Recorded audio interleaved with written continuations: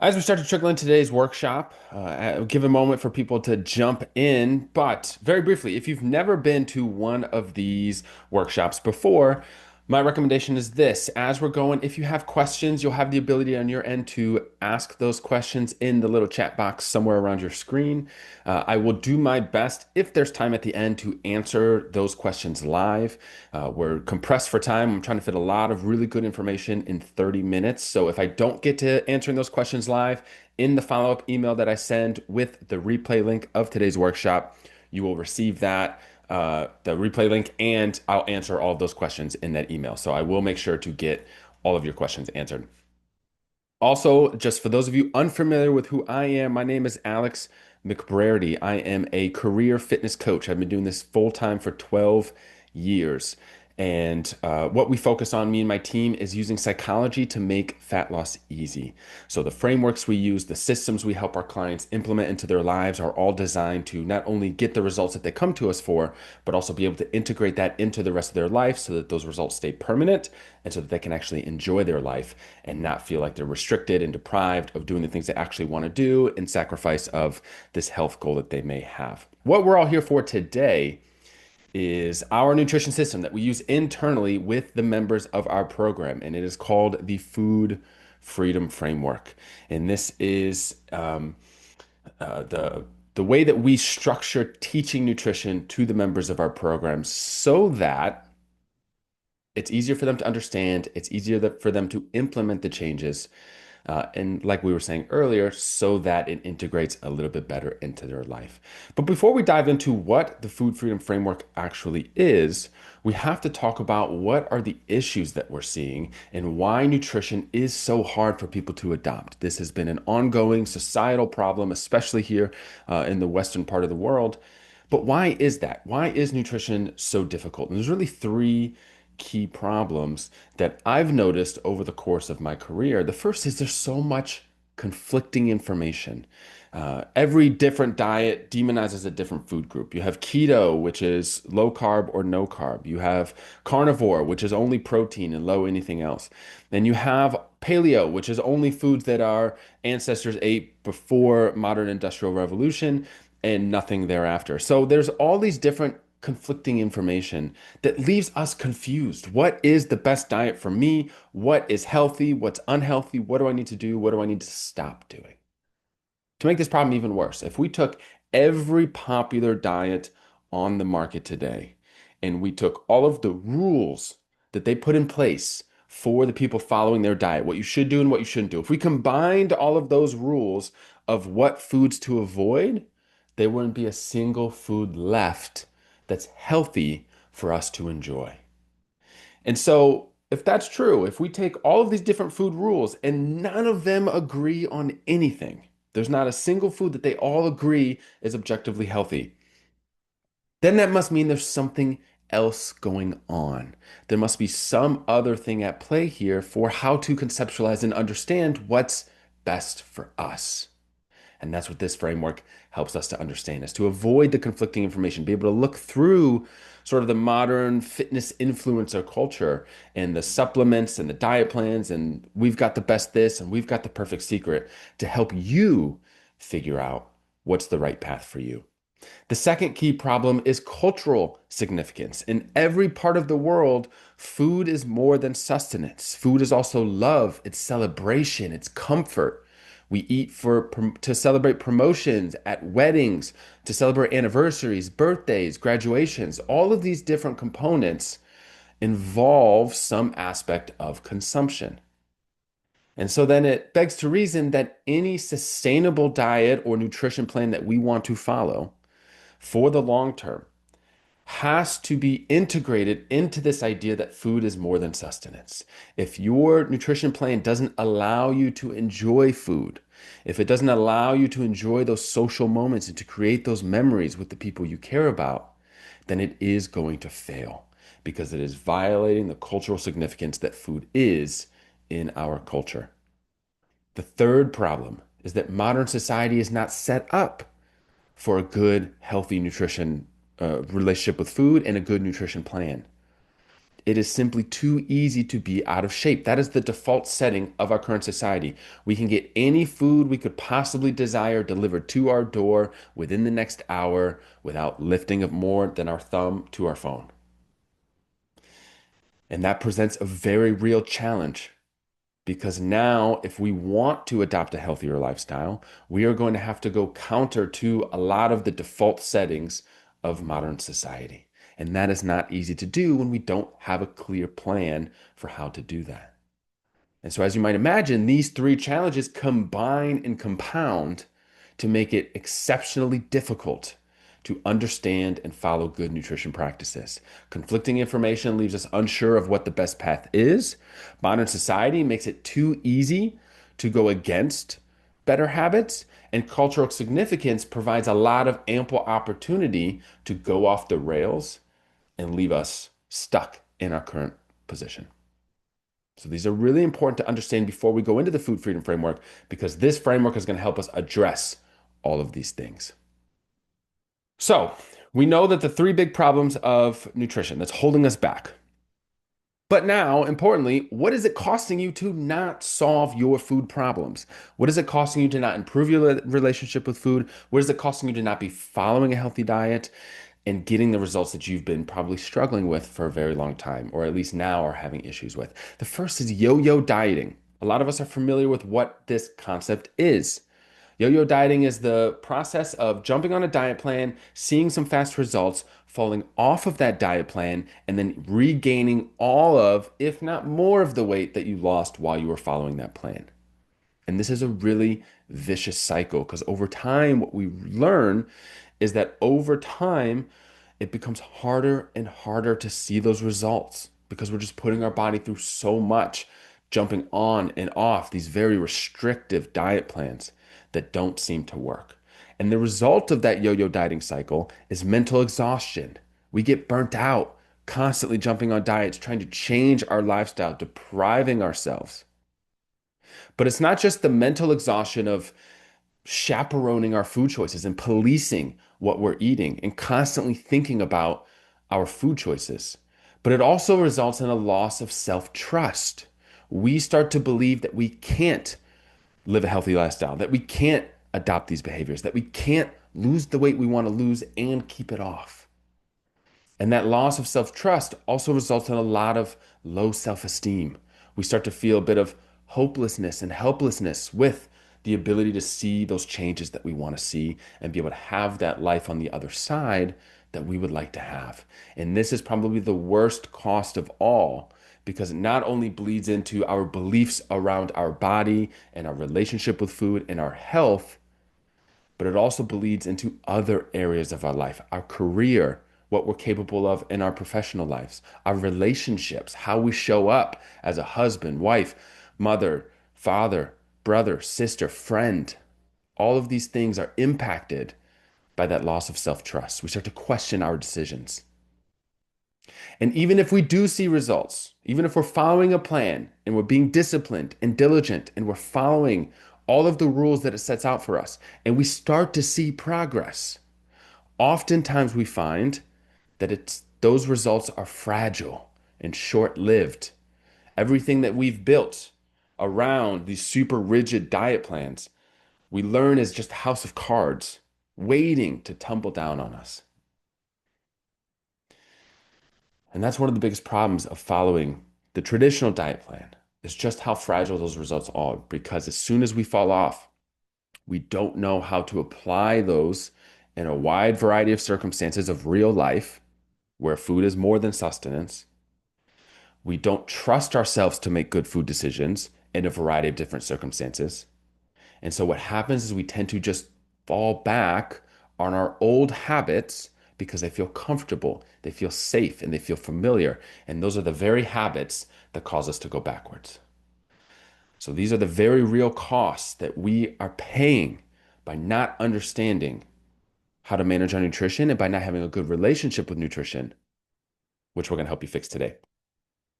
So what does food freedom actually mean? This is obviously titled the Food Freedom Framework.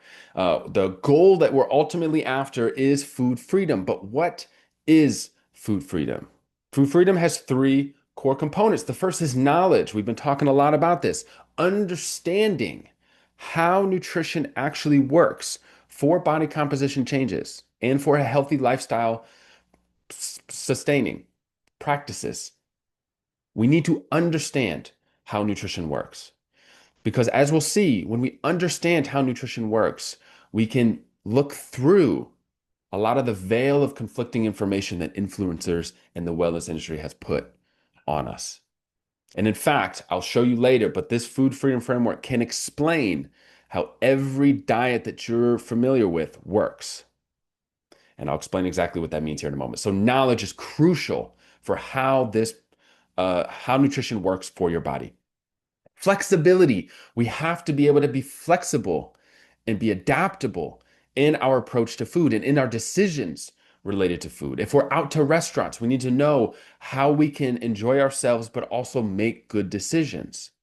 When we're at holiday parties, when we're traveling, and we're not in our very confined, controllable space of home, what can we do to keep ourselves on track? And for many of us, if we're not living alone, if we have a partner, if we have children, if we have family at home, even our home environment is not completely controllable because oftentimes we're bringing foods or other people are bringing foods into the house that we don't have control over. So we need the ability to be flexible in our decisions.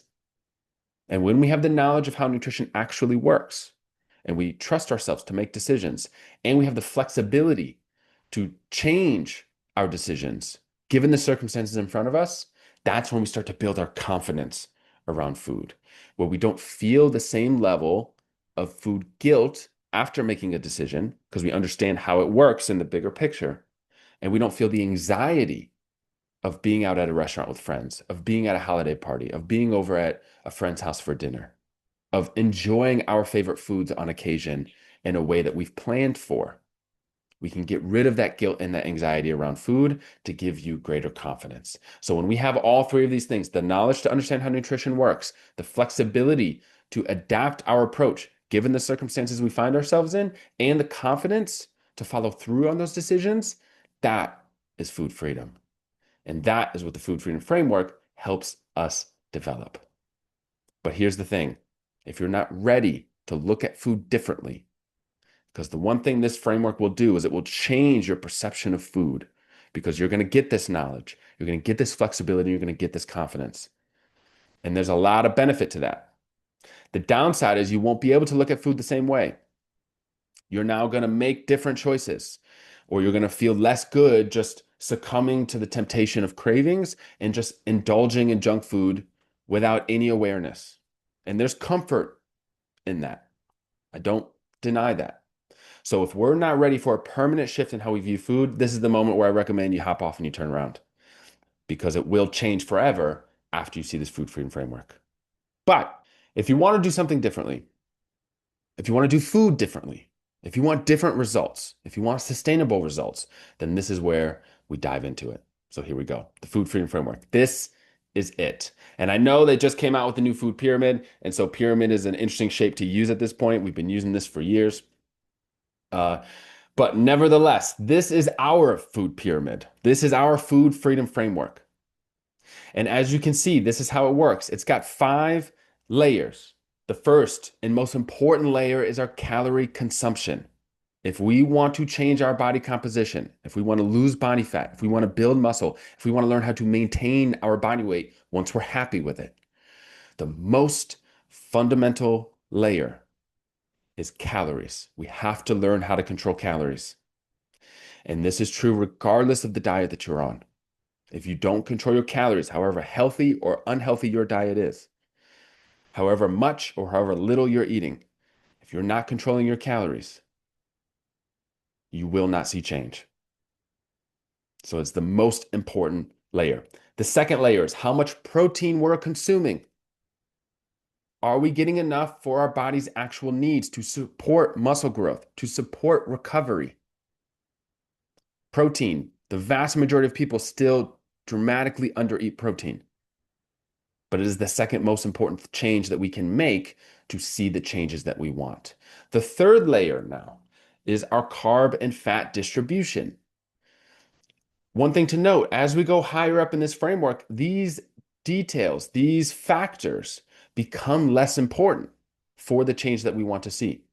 So they all matter, but they matter less the further up we go. So the difference between carbs and fats does play a role, often preferential. Some people feel better with higher carbs, some people feel better with lower carbs. Some people, when they're on a higher carb diet, find that they are easier for them to overeat their calories. That's crucial. We'll talk about that in a moment. So they opt for a higher fat diet. But our carb and fat distribution, how much of each that we're getting. The fourth layer is our food quality. Now, not until the fourth layer are we talking about the healthfulness or unhealthfulness of the food that we're eating. Processed versus unprocessed. Now, I want to be clear. It is undeniable that unprocessed whole foods are the best for us. That's not debatable. But what this means is that the importance of that for managing our body weight is not as important as we think. Because it doesn't matter how healthy our diet is. If we are not controlling our calories, it does not matter. So food quality is layer number 4. Finally, layer number 5 is meal timing. The fifth layer is meal timing. When are we eating certain things? Plays a role. But it's a small role. This is how we structure our approach to nutrition. And here's how we use this with members in our program. We start them with that base layer, managing calories. Easiest way to do that is to keep a food log, keeping track of what you're consuming and how much you're consuming. Most of us are blissfully unaware of how much we're actually eating. And I'll tell you why. On average, we make over 200 decisions around food every single day. 200 decisions. What we eat, when we eat, where we eat it, with whom we're eating it, how we're preparing it. How many of those decisions do you remember making yesterday? Maybe 4, maybe 5. 200 or more decisions every day around food. There is no way we can remember every single one if we're relying on memory. So keeping a log to help us control our calories. Once we've mastered the first layer, that's when we graduate to the next layer. That's how we treat this framework. You start at the most fundamental, most important aspect, calories. You learn how to manage them, keep track of them, stick to an appropriate calorie goal. Once you're familiar with that, once it becomes a little bit easier, then you start adopting more protein. You start paying more attention to that. Again, once you master getting enough protein for your needs, then we go into worrying about the distribution of our carbs and our fats, what helps us feel better, what helps us perform the best. This layer becomes a little bit more important for athletes. And obviously, something else to note about this is as it's laid out right now, the layers and the order of importance is for otherwise healthy individuals. There are some cases and some medical conditions where this order shifts around a little bit. Some of these swap places. Okay, that's an important thing to note. But for otherwise healthy individuals, this is how we're looking at it. Starting at the base layer and mastering each level as you go is crucial to make sure that this is not overwhelming. Because that's the beautiful thing about this. It's independent of what foods you're actually eating. It's independent of the quality of those foods. It doesn't subscribe you to a specific diet set of rules. All it asks of you is to understand the role of each of these layers, to understand the order of each of these layers, and then to master them one at a time.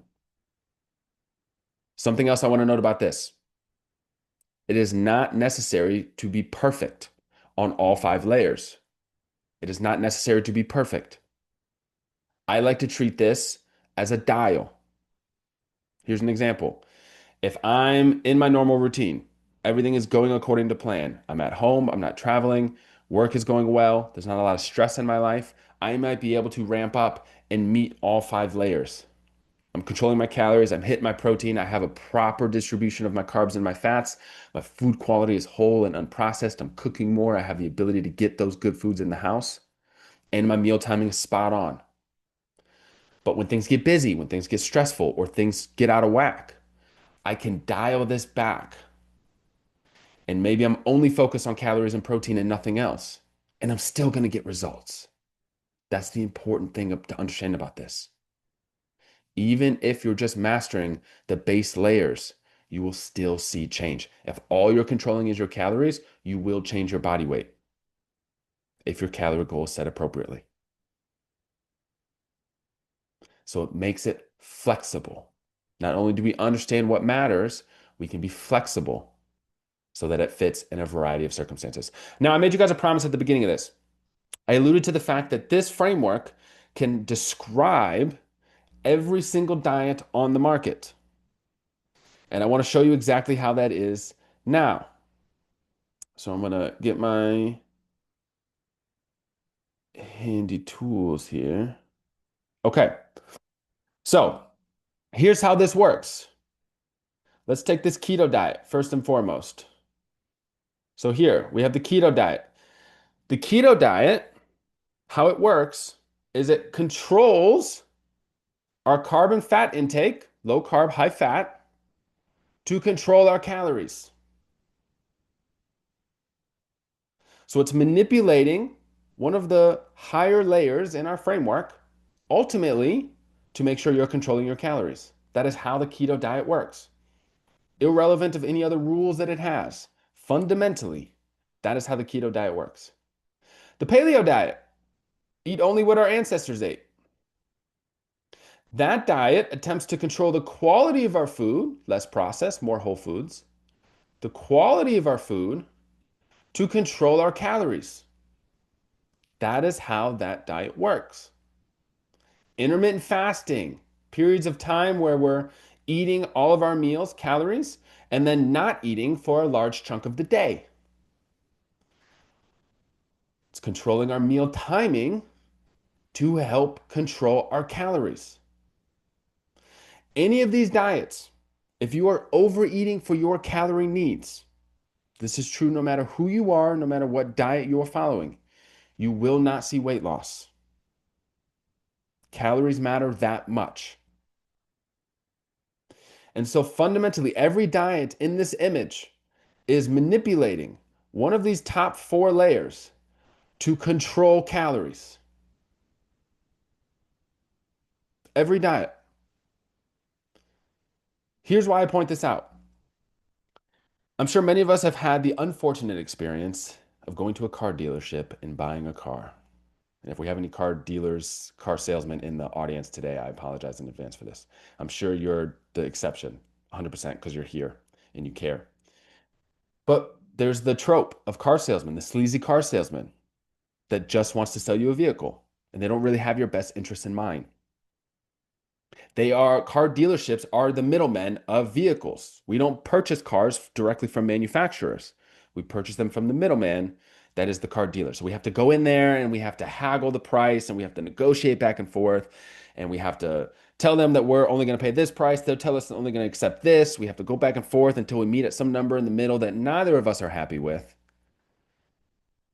And it's just a stressful process that no one looks forward to when they have to buy a new car. These diets, every single diet in this photo, is acting as the middleman, the sleazy car salesman, to the results that you want. And so in subscribing to one of these diets, we are making compromises that we don't want to make to get the results that we want to get. So it's no wonder that they don't work. But when we understand how this framework works, excuse my squiggly arm, when we understand how this framework operates, we can eliminate the middleman. We can get rid of all of these diets.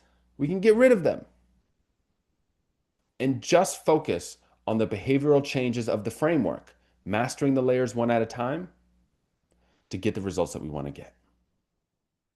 And if there's anything you take away from today, I hope it's this. This framework explains how all diets work so that we can get rid of them. We can cut out the middleman and we can get better results with less friction and less time. Now, in a lot of my promotion of this event, I mentioned how this framework is responsible for helping hundreds of individuals lose thousands of pounds all over the world over the course of my career. I want to point out 2 of them here, And I know we're short on time, so I'm going to hustle to finish this up. We're almost done. Two individuals I want to point out who use this framework. Sandy. Sandy came to us 5 or 6 years ago. She had struggled with her weight her entire adult life. At the time, she was in her mid-50s. We're talking 30 plus years of struggle with her weight. And she had one goal when she came to us, more specific rather than getting in shape and losing the weight and feeling confident in her body and trusting herself around food. She would every year go on a volunteer trip to Samoa to screen the children in those communities for a rare heart condition. She would go with a team of doctors. And one of the things they would do as a pleasurable experience on this, as a fun activity, a team bonding experience, is there was a part of the island they were on where they would trek through the jungle and they would climb up on this cliff and they would jump off into the water on the coast. And the only way to get to the top to jump off was you had to scale a cliff. You had to essentially rock climb. And in the many years that she did this trip, she was never physically able to scale the cliff because of her weight. And when she started with us, the one goal that she had was she wanted to be physically capable of going up to the top and jumping off. And using this framework as a busy professional, juggling the demands of so much, and she traveled so much for work, she was able to lose 125 pounds over the course of a year and a half or so. And she was finally able to go on that trip and scale that cliff and jump off into the water with all of her colleagues. And it's still an experience that she will remember for the rest of her life. Mikhail initially came to me. He was one of my first online clients. Mikhail came to me and he said he wanted to get in shape for his wedding in 6 months. He was a former athlete in college, but professional life had gotten the better of him. He was inactive. He wasn't eating well. He wasn't managing his time appropriately. Using this, he was able to integrate it into his busy life flexibly to lose 60 pounds and be in the best shape of his life for his wedding, his after picture there. And the cool thing about Mikhail is this completely shifted the trajectory of his life with his relationship with health. He started running races, Spartan races, and obstacle course races. He did a triathlon. He's pushing himself physically, and he became so enamored with the process of self-development that he is now a coach on our team, helping us coach our members. That's how much it transformed his life. This framework works, and it works for everyone because it doesn't box you into a certain way of being.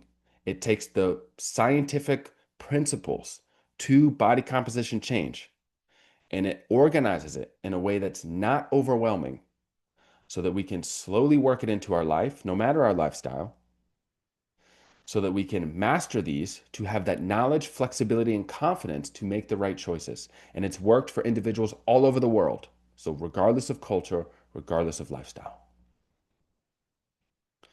Okay, we've talked about a lot today. So I know I'm going to wrap us up, but I want to leave us with a couple of takeaways, key takeaways. I call them cheat codes, food freedom cheat codes that you can start applying today without any other work into this framework. The first is to focus on those calories at the base layer.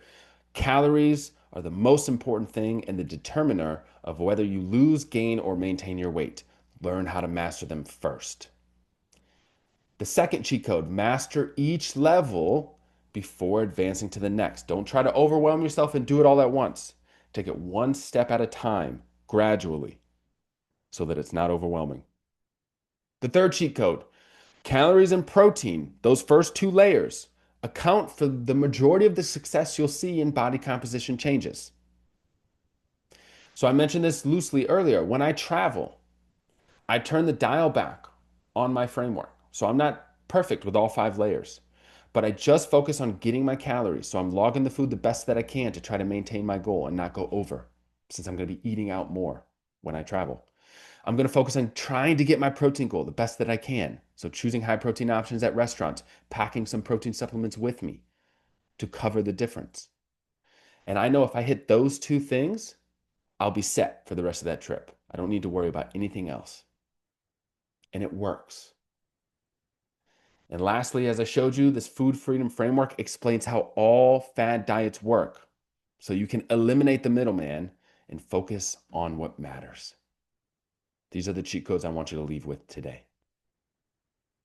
Now, if you really enjoyed today's presentation, as we wrap up, I want to make you two offers. The first is if you are listening to this presentation and it's making a lot of sense, but you still have the question, Alex, I'm really unsure how to start applying this. I don't even know where to begin. If it still feels a little overwhelming, then I recommend you scan that first QR code in the top left-hand corner to book a free consultation with either me or one of the super qualified coaches on my team. Because what we'll be able to do is learn a little bit more about your specific situation and give you some real advice for how to begin implementing this framework in a way that's reasonable for you so that you feel confident on a starting point. So scan that top left QR code to book your free consultation. Now, if you feel pretty confident, if you're like, Alex, it makes total sense. This is amazing. I understand what you're saying. I see how all the pieces fit together. Now I just need a little extra information. I want to learn more about implementing this, but I feel pretty good and confident to do it on my own. Then I recommend scanning the bottom right QR code. This is to grab our Food Freedom Bundle course. And right now it's on a pay what you want model. So whatever you think is appropriate for it, that's what you're going to pay to get it. Because what's more important to me is that you get access. That's going to contain 4 modules. The first is the Food Freedom Framework in detail. So today you learned what it was, you learned about the layers, and you learned how to eliminate the fad diets. The training in that course is about an hour and 20 minutes where we go through every single layer in detail, how to begin implementing it, how to find your calorie goal, how to know how much protein is enough for you. Every layer we go into detail on. So that's the first module. The second is our restaurant survival course. This is going to teach you the skills to navigate eating out at restaurants. But restaurants are not the only social eating. So the third module is a social eating mastery course.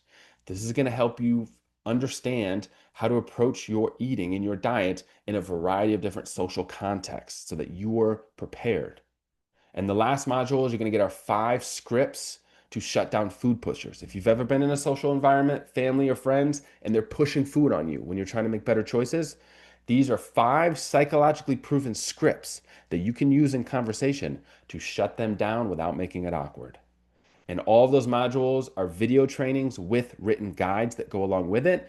Pay what you want, but if you want more information to apply it, but you feel confident doing it on your own, scan that bottom right QR code to get that course to further your understanding of how this framework works.